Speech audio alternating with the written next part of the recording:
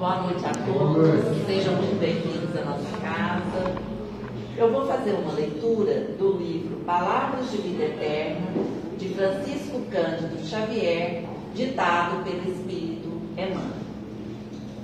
Pacifica sempre.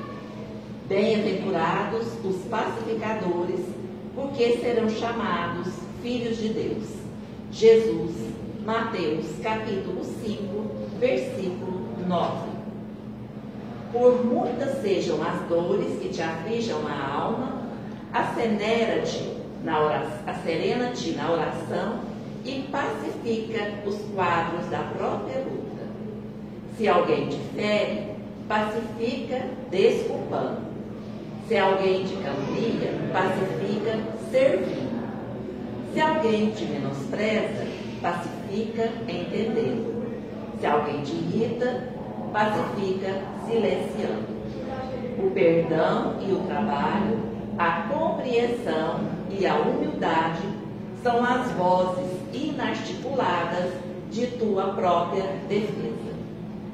Golpes e golpes são feridas e mais feridas. Violência com violência somam loucura.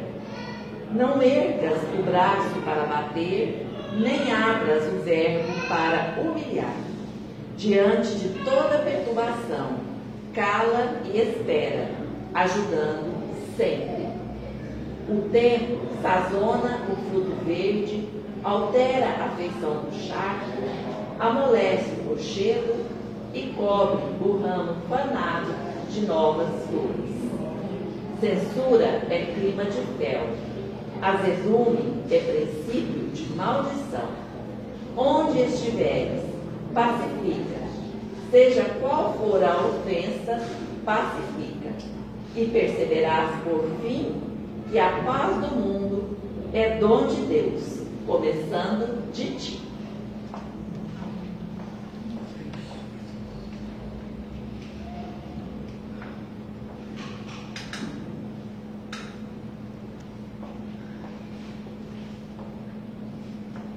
Vamos agora serenar as nossas mentes, os nossos pensamentos, pedindo a Deus Pai Todo-Poderoso que derrame suas bênçãos de amor, suas bênçãos de paz sobre nós, sobre esse ambiente, sobre a nossa casa, que essa casa de oração seja um refúgio sempre para todos nós, que possamos buscar aqui a paz, a serenidade e o equilíbrio, e que Jesus esteja sempre conosco nas nossas dificuldades, que Ele nos ajude a caminhar sempre rumo à nossa evolução, contando sempre com a espiritualidade amiga, pedindo sempre a Jesus que nos abençoe. Nós estamos aqui pedindo amparo, pedindo proteção. Queremos pedir aos benfeitores amigos que ilumine a nossa palestrante, a Maria Helena, dilate o nosso entendimento para compreendermos a sua mensagem. E com o amparo de Jesus e da espiritualidade amiga e benfeitora, nós vamos dar início aos trabalhos da noite de hoje. E que assim seja.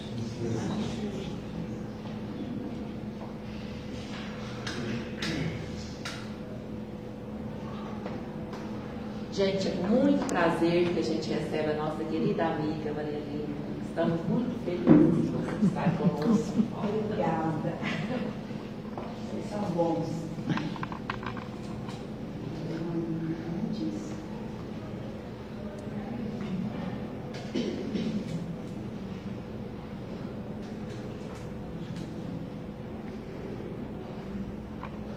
Muito boa noite a todos.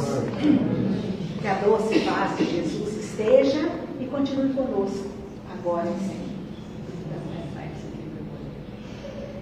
O nosso assunto de hoje é ponderação.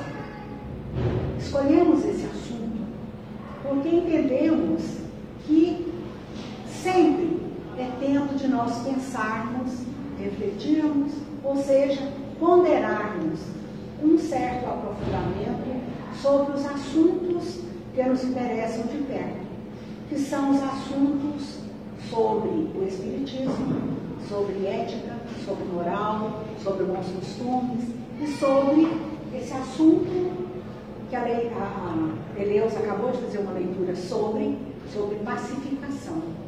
Porque nós temos todos muita necessidade de paz. A saúde e a paz atualmente são os bens mais procurados, os valores mais importantes que a maioria das pessoas entende como, de fato, coisas valiosas. A saúde e a paz. Nós não conseguimos paz se não tivermos saúde. Em todos os sentidos amplos que esse termo saúde nos traz à mente. A saúde financeira, a saúde moral, a saúde física, a saúde mental, fala-se muito, né? E é tão necessária a saúde mental.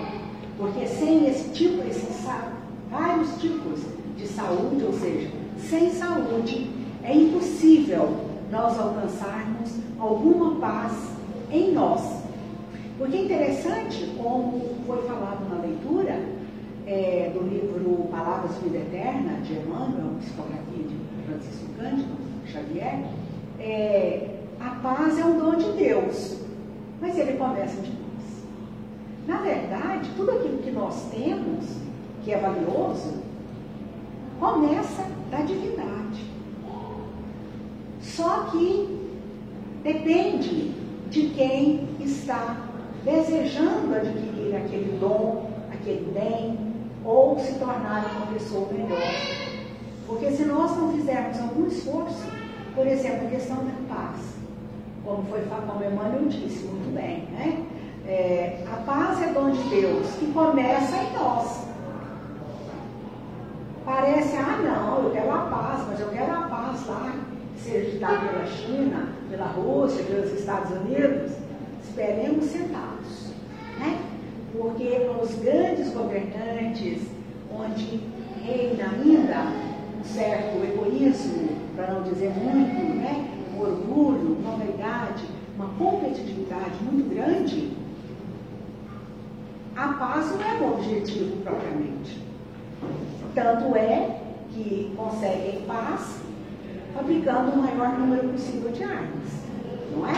Então, entra numa defensiva armada com o objetivo de paz. Lógico que isso é um contrassenso. Vão para o polo oposto, vão fazendo exatamente o contrário do que deveríamos fazer. Depositar todas as armas, né? Isolarmos isso, jogarmos fora, deixarmos de fabricar qualquer tipo de arma, seja a arma verbal, né? Da briga, da discussão, da competitividade, da agressão verbal, seja a arma propriamente dita que fere, tem o objetivo nítido de ferir, de agredir e de amedrontar, né? Se não ferir, pelo menos amedrontar, afastar as pessoas, fazer com que não venham, que não façam isso ou aquilo. Então, quando nós desejamos alguma coisa, nós temos que trabalhar para isso. Deus é Pai e misericordioso. Quando nós ouvimos dizer, eu já entreguei para Deus, como se já tudo não estivesse entregue a Deus, não é? E como se isso fosse o último e não o primeiro recurso. Meu filho me dá muito trabalho, eu já desisti, eu já entreguei para Deus. Nós todos já ouvimos essa expressão, não é? E é uma coisa que a gente faz de uma forma inconsciente, mas que está agindo na nossa vida. Porque, na verdade, todos nós, somos governados pelo nosso inconsciente. Quanto mais inconsciente eu sou, quanto maior é o meu mundo inconsciente, mais eu não sei o que eu estou fazendo. Eu não tenho conhecimento de mim mesmo. Eu não sei nem direito o que eu estou fazendo aqui no mundo. Eu não tenho um objetivo, um propósito maior. Não é? Então, aquela história, Deus tem um propósito para mim. Certamente que Ele tem, né? Que é a evolução para todo mundo. Que é crescer, que é progredir, que é evoluir. É o propósito que Deus tem e espera de cada um de nós. Mas Ele não vai fazer do nosso progresso. Ele não vai tirar da maldade do nosso coração uma mágica. Ele não poderia, não tem capacidade? Tem. Mas não é essa a finalidade da criação divina. A finalidade é a evolução de todos os seres. Todos os seres criados vão evoluir, inclusive e principalmente nós, que já chegamos à condição humana. Nós já somos seres humanos. E é muito comum nós chegarmos a algum lugar, numa instituição pública, por exemplo, está escrito assim, cartazes bem bonitos, né, enfeitados até. Estamos trabalhando para humanizar esse local.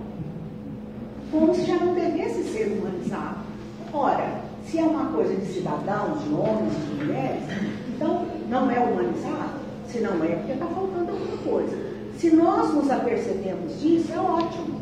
Porque quando nós percebemos as nossas falhas e estamos interessados em enxergá-las, é importantíssimo, porque aí há uma virada, há uma mudança muito positiva naqueles que, porventura, desejem a sua própria evolução, a sua própria mudança. Como nós estávamos dizendo, Emmanuel e todos os mentores espirituais, todos os espíritos de luz, certamente se encontram extremamente preocupados com o planeta Terra, né, que passa por uma crise terrível. Não precisamos achar que amanhã vai estar tudo bem, porque não vai estar. Então, o que é preciso que nós façamos? Que nós busquemos estar bem, que nós busquemos a própria pacificação, a própria tranquilidade, a busca da verdade em nós e fora de nós. Porque, na verdade, a verdade é uma coisa relativa ao nosso conhecimento, ao nosso entendimento. E é muito pessoal essa noção do que seja verdade, do que seja importante, do que seja realmente digno de nós olharmos, focarmos e trabalharmos em nós. Porque, muito embora até há milênios, nós todos estamos muito preocupados com a evolução do planeta, os professores, os mestres e mesmo os aprendizes, todos estamos preocupados com a evolução do planeta, com a melhoria de tudo, né? Das situações, da civilização, da educação, uma série de coisas.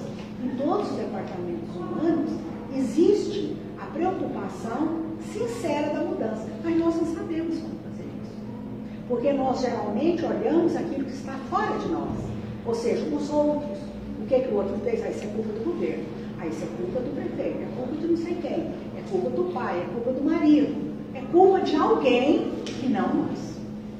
Então, quando nós nos tornarmos seres mais conscientes, existem, principalmente na literatura do Divaldo Franco, ditado pela Joana de Ângeles, a mentora dele, muitos livros que falam do homem consciente, do ser consciente, que seremos nós, né, no futuro próximo, e que já são alguns que têm mais consciência de si e não do outro. O outro tem defeito, o outro tem falha, eu não quero fazer que nem o fulano. Tudo nosso, muitas vezes, é relativo ao outro.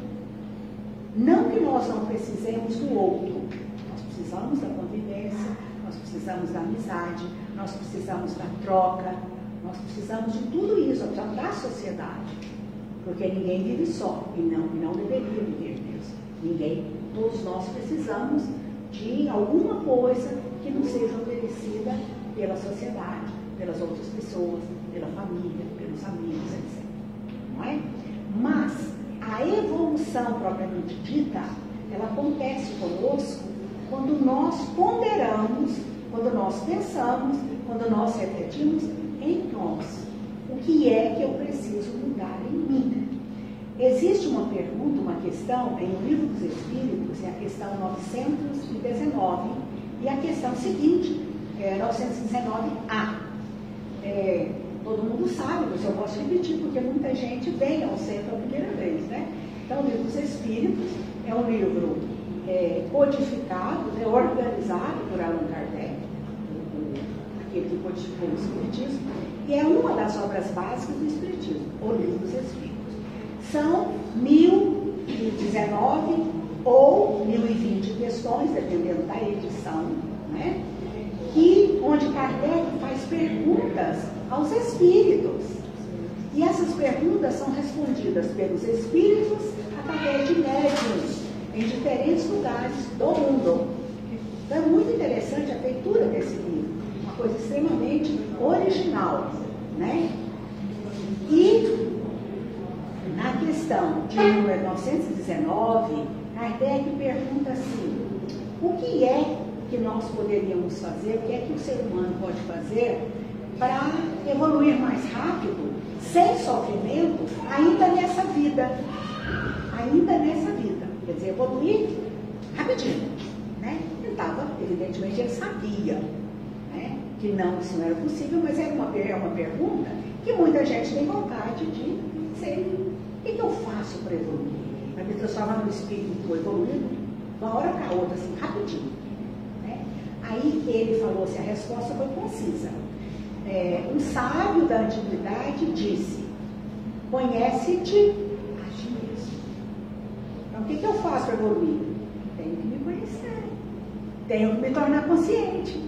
Tenho que deixar de ser um desconhecido de mim mesmo, de agir pelo inconsciente, pelo impulso, de forma visceral, de forma instintiva, né? Isso da defesa. A gente ficava muito na defensiva quando a gente enfrentava os bichos nos primórdios da evolução humana. Que a gente tinha que enfrentar lá no mato, lá na selva, sei lá onde, né? Em lugares diferentes, inóspitos. Nós tivemos que passar por tudo isso, até chegarmos aqui, a termos a nossa casa, não moramos mais em cavernas, a termos muito conforto material, embora o pouco conforto mental, espiritual e mesmo moral que nós temos. A insegurança de hoje, né? Então, antigamente era uma coisa assim, tangível, né? De repente, nós estávamos lá na nossa caverna, nos primórdios da humanidade, e chegava um bichão gigantesco, ou eu tinha que matar o bicho, ou o bicho ia me matar, né? E eu matava o bicho e ninguém me alimentava dele. Beleza, se eu conseguisse. Ou então tinha que fugir, né? Então, esses instintos de fuga, de enfrentamento, é instinto que nós conservamos desde a tempo. Só que a maioria de nós traz eles ainda muito vivos.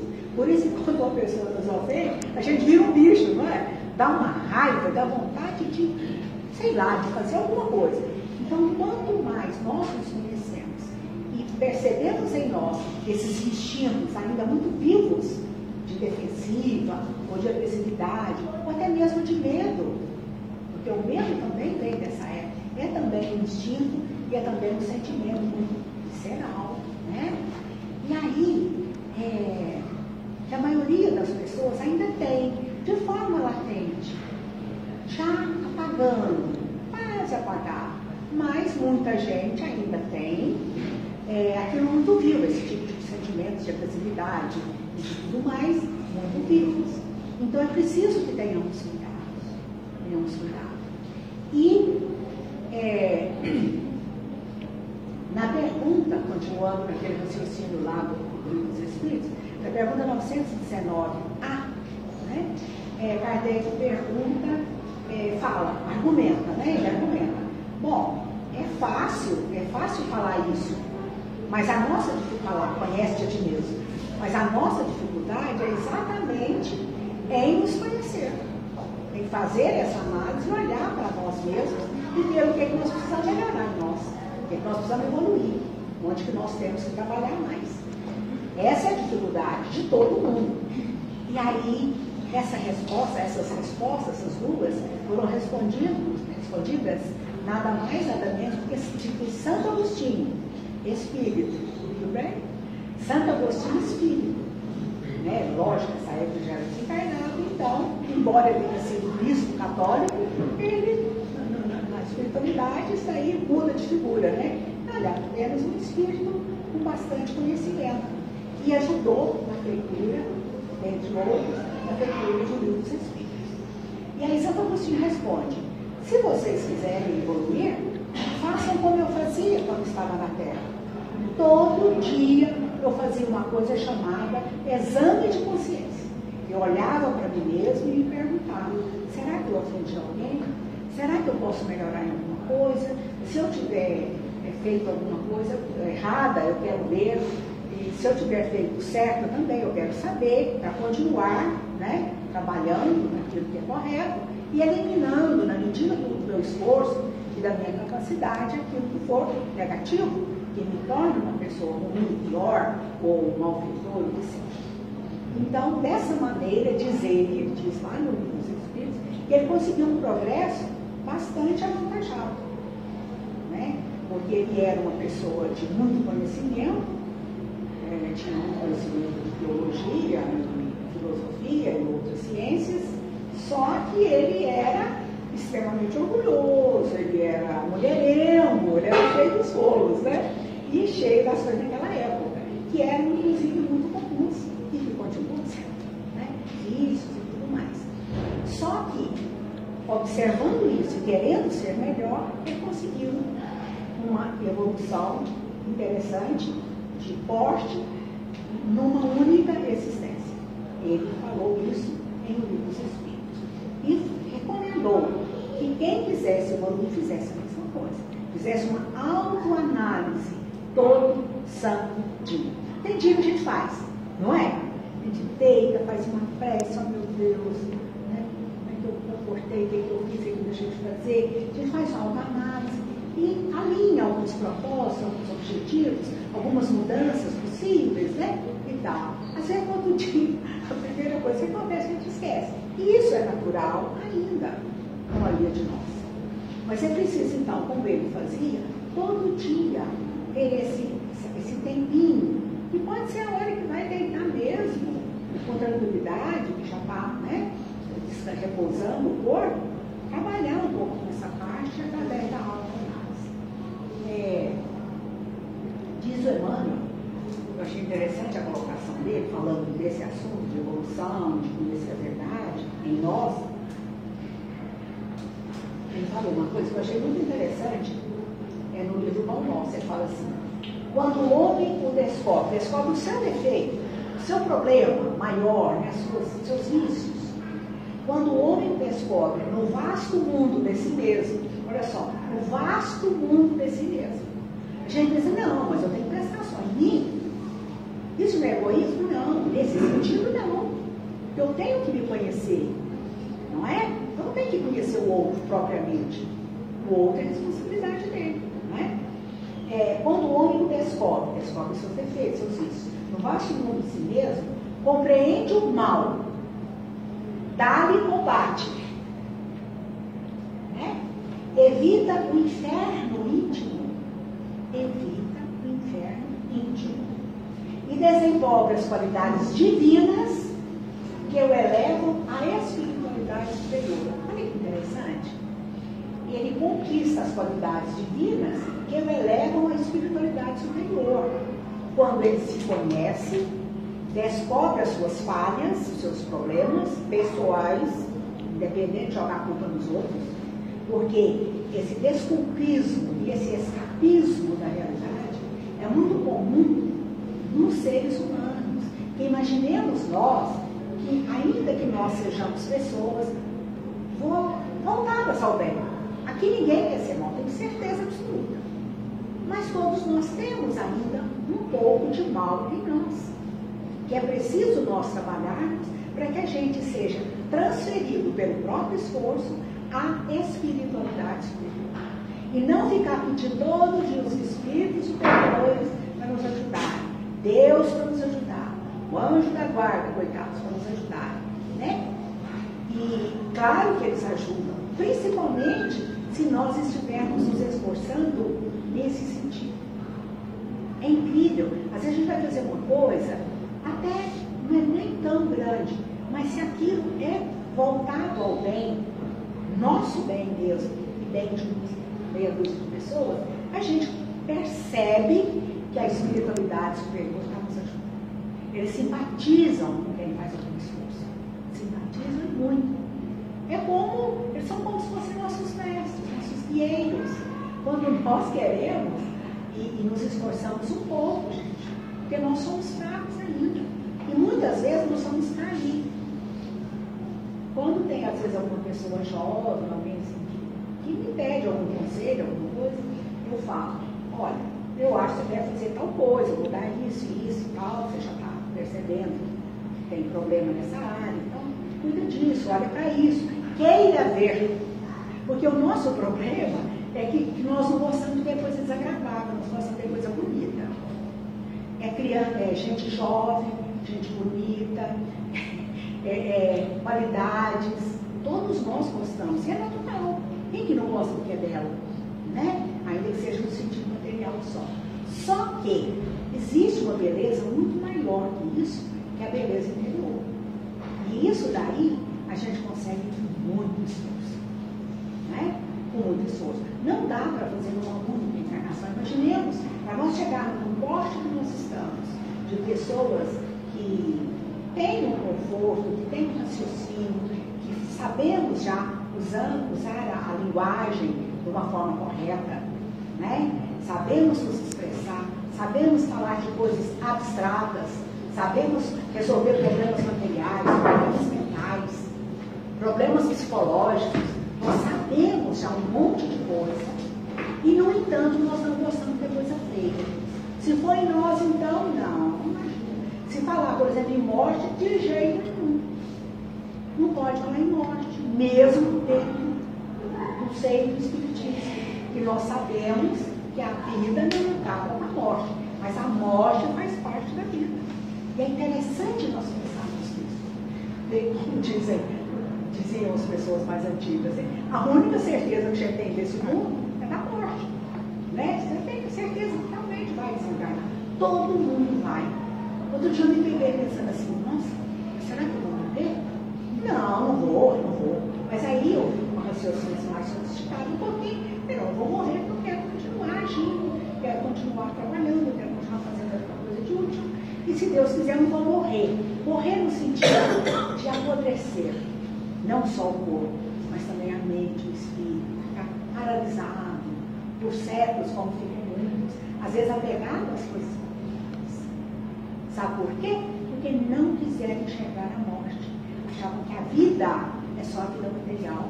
Com tudo que nós sabemos, isso aí vira teoria, uma teoria bonita. A vida não acaba com a morte física, não acaba com a desencarnação, como o espírita gosta de falar, né? A vida não acaba com a morte física. A gente continua. Meu Deus, né? Mas como será que a gente continua? A gente continua, eu vou dar a resposta. Eu sou sabida nessa parte. A gente continua do mesmíssimo jeito que saiu daqui. Com a mesma fealdade, ou com a mesma beleza, ou com a mesma bondade, ou com a mesma maldade, ou com o mesmo rancor, ou com o mesmo amor que nós tínhamos ou tivermos aqui. Então, se eu desencarnar hoje, eu vou ser a mesma Marilena do outro lado. Se eu vou prestar para alguma coisa lá, não sei. Naturalmente tem um choque, tem uma fase de adaptação. Assim como quando uma criança chega aqui no mundo, ela tem, né, um espírito às vezes ativíssimo, né, sapientíssimo, mas ele passa pelo processo, né, natural da infância, etc, até chegar a uma idade mais madura, para se manifestar melhor, vamos dizer assim. E até tem vindo, a princípio, crianças muito de terra idade, que têm um raciocínio que poucos adultos têm, né? Trazendo um conhecimento, nos mostrando que já vem de longa data e de muita evolução já. E isso é interessante nós falarmos, um dos últimos resquícios do nosso pouco progresso, da nossa pouca evolução, é o orgulho. Porque tem muita gente que nasce até em condições intelectuais avantajadas.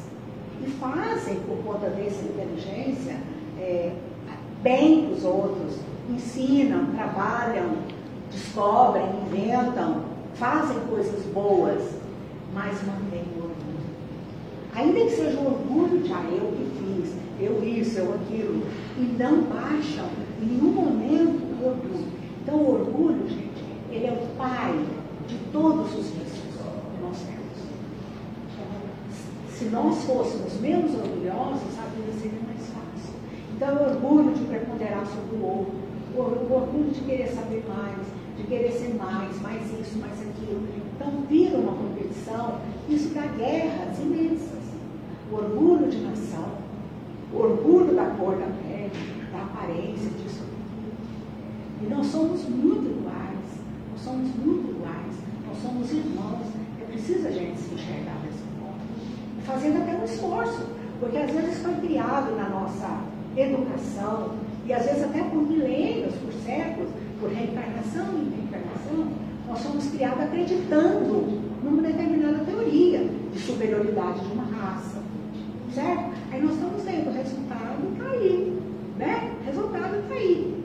Isso daí influencia em todos os setores da vida, na própria natureza, na maneira de explorar, ao invés de cuidar, não é? Por quê? Não, eu tenho que ganhar mais dinheiro, tem que ser superior, porque o meu país pode, eu compro isso, eu compro aquilo, não é? Então isso vai gerando crescendo o orgulho que já vem muitas vezes em nós, né? Trazido, lógico, de longas eras, e a tão sonhada humildade, que deve ser uma das únicas virtudes que nós vamos conseguir, muitas vezes nós não conseguimos. E ainda assim Deus permite que nós trabalhemos, que nós façamos alguma coisa de útil, apesar de toda a nossa competição, apesar de toda a nossa vaidade, todo o nosso orgulho, de todo o nosso egoísmo, né? Porque se nós nos encarássemos verdadeiramente como irmãos que somos, e sem pensar, gente, não precisa nem falar no processo reencarnatório, através do qual muitas vezes nós recebemos anjos em casa, muitas vezes nós recebemos inimigos como filhos, não é verdade? Muitas vezes nós recebemos pessoas que eram nossos rivais, enfim, coisas do tipo. Através da reencarnação, Deus aproxima as pessoas. E nem assim nós nos consideramos irmãos. Nós trabalhamos, meu filho, meu marido, minha casa, meu cachorro, meu isso, meu aquilo. Tudo meu. O que é meu é bacana. O outro também é. Né? Então, é preciso que nós amadureçamos essa pequena humildade, essa pequena concepção de ser humano que existe em nós, para a gente crescer de fato. Não é o outro que vai receber porque eu vou ficar melhor. Eu que vou ficar melhor. E eu que vou me sentir melhor, mais confortável, mais humano. Fazendo parte de uma egrégora de espíritos superiores. E aí é só luz. E aí é sucesso. Lógico que a evolução é infinita. Mas é preciso nós chegarmos a um patamar um pouquinho melhor, bem melhor, do que esse que nós já entendemos como sendo ideal, que não é só rezar todo dia, ir à missa, ao centro ou ao culto todo dia, não é só dar algumas roupinhas para os outros, fazer uma coisinha aqui e ali. O que a gente faz, o que nós temos que mudar mais não é nem o externo. Até aí, até tudo bem, aí tocamos do jeito que dá, mas internamente a gente não muda, não é? A gente, às vezes, dá tudo de material.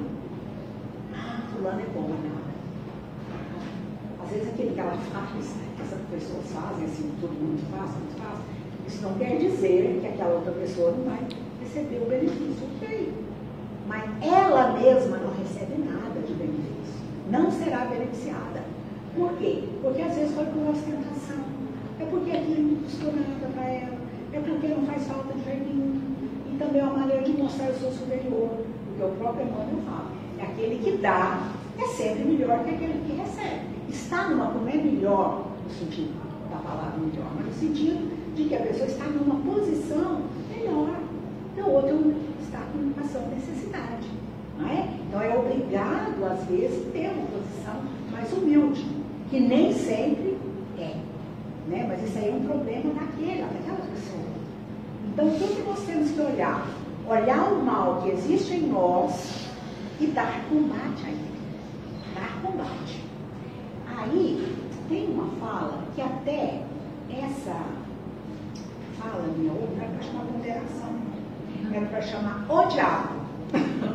Mas eu achei que ia ficar muito chocante, que as pessoas gostam de ela ficou doida, né? E por que isso? Porque existe uma lição do Emmanuel no livro nosso, que eu estou seguindo aqui, de alguma forma, que chama o diabo. A lição do Emmanuel chama o diabo. Aí, ele começa falando de onde ele tirou isso? Ele tirou de um versículo, não tirou do nada, ele não inventou isso. Ele tirou de João, do Evangelho de João, 6,70. Respondeu-lhe Jesus. Lá no Evangelho de João está isso, está falando. Não vos escolhi a vós os 12? Jesus falando dos discípulos, não era para mim, para nós, não. Era lá pessoal graduado, né? Jesus falando dos discípulos. Não vos escolhi a vós os 12? Então, um de vós é diabo. Quem ele estava se referindo? Isso foi na véspera da crucificação. Estava se referindo ao Judas, que o Judas iria traí-lo. Isso significa que Judas era o diabo, era o gênio do mal? Não. Significa que todo ser humano tem uma parte inferior ainda na sua personalidade.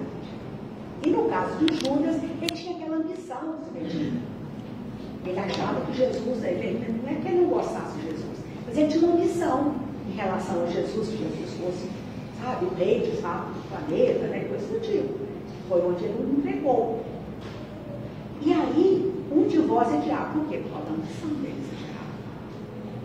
E isso, aí Emmanuel diz assim, comentando esse trecho, né, de João, ele diz assim: quando a teologia se reporta ao diabo, o crente, nós, né, imagina de imediato o Senhor absoluto do mal. Quando se fala em diabo, você pensa, né?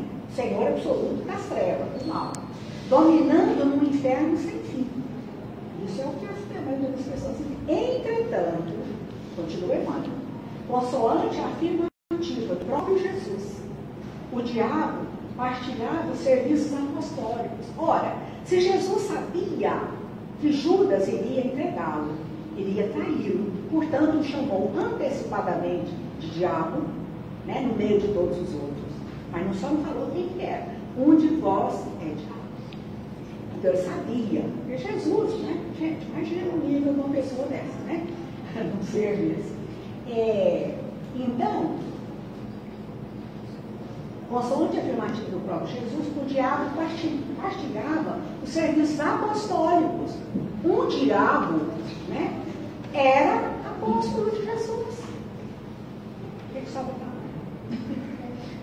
Permanecia junto dos aprendizes e um deles se constituiria em representação do próprio gênio infernal. Então, o que quer dizer isso? Quer dizer que em determinados momentos, se nós não nos cuidamos, se nós não nos cuidarmos, nós poderemos não nos transformarmos em diabos. Lógico que não. Lógico que não. A evolução adquirida é nossa. O que nós já conseguimos é nosso, é patrimônio do nosso espírito. Não é isso, nós vamos cair, não é isso não. Mas, em determinados momentos, nós podemos nos transfigurar em pessoas diabólicas, tendo as atitudes infelizes. Quando nós deixamos o nosso orgulho falar, a nossa vaidade falar, o nosso egoísmo falar, nós nos transformamos naquele momento. E é claro, olha aqui o que Emmanuel continua. Basta isto para que nos informemos de que o termo diabo não indicava, no conceito de Jesus, um gigante de perversidade, poderoso e eterno no espaço e no tempo. Designa o próprio homem quando algemado às torpitudes do sentimento inferior. É quando a pessoa se deixa levar pelo instinto, pelos vícios, pela maldade que ainda existe na parte inferior da nossa personalidade. Porque nós temos muita coisa boa, mas temos ainda algumas coisas ruins, ou não boas, como Emmanuel elegantemente gosta de falar, né? Muitas coisas não boas, ainda dentro de nós, que é preciso nós trabalhar.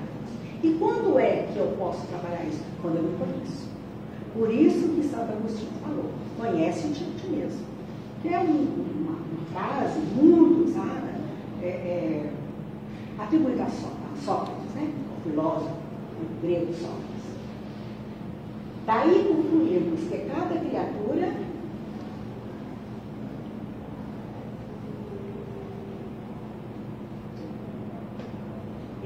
daí concluirmos que cada criatura deve prestar atenção em si, no que tem de bom, fazer um balanço.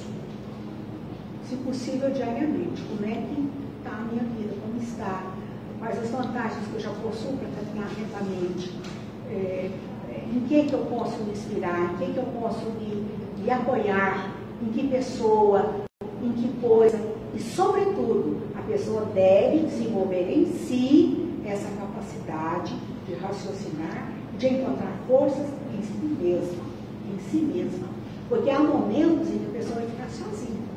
Assim como nós nascemos sós, embora ajudados, auxiliados pelos pais, pelos médicos, enfim, pelas parteiras, seja o que for, mas enfim, principalmente pela família, né, recebidos com alegria, quando nós partimos também, nós partimos sós. Não é? Nós partimos sozinhos. E só permanecemos aqui se estivermos muito perturbados. Porque a ideia é uma transformação de fato, uma transmigração realmente da alma para um lugar adequado onde ela possa continuar a sua evolução. E principalmente esperando, provavelmente, uma outra reencarnação. Né? Então, o conhecimento de si mesmo é aquele que nos propicia essa evolução. Ok? Muito obrigada a vocês e vamos fazer uma autocrítica, uma autoanálise todo santo dia. Muito obrigada, boa noite, fiquem com Deus. Muito importante isso, né, Maria Helena? Quando a gente se conhece, fica bem mais fácil lidar com as nossas imperfeições, né? Eu te agradeço. Obrigada.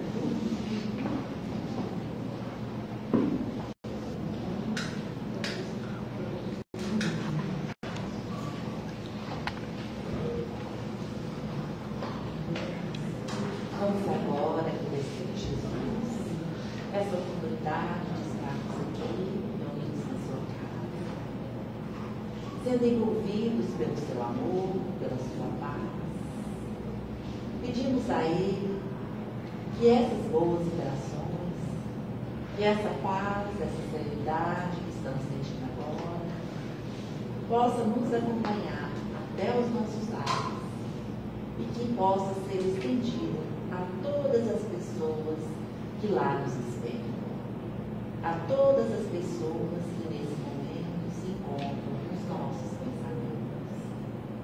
Agradecemos sempre a Jesus por todas as oportunidades que Ele nos proporciona a cada dia e que Jesus, na sua devida